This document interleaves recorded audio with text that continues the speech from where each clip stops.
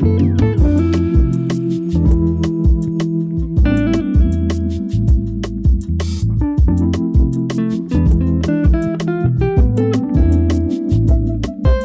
you look at prebiotics, there are a lot of choices that people have out there, and there are a lot of products that contain at least a small amount, maybe a modest amount of prebiotic in them. Probably the most common one is inulin. Inulin, you can find inulin in agave. That's one of the common sources of it. The most common source is something called Jerusalem artichoke.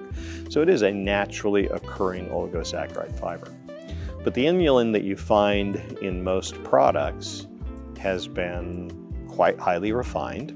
So it comes from agave, but they actually refine it out of agave, just like you would refine sugar from a sugar cane. And they add it to other things as an added fiber ingredient. One of the issues with inulin is because it's a very simple oligosaccharide. It only has 2 monosaccharide subunits to it. Pretty much any organism can eat it. So it's not just the desirable bacteria that we associate with healthy outcomes. It can also be those bacteria that we would rather aren't fed and that are associated with poor outcomes. So inulin feeds everything that's there.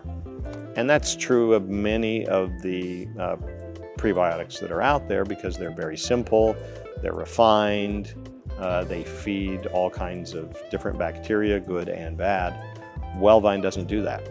WellVine, because it's highly complex and because it has a huge diversity of oligosaccharides, instead of just 2 monosaccharide subunits, we have 11. That 11 different monosaccharides or mono and disaccharides that are found in Chardonnay means that the number of different kinds of oligosaccharides you can make is huge. We've identified so far at least 40 unique oligosaccharides, and there are more.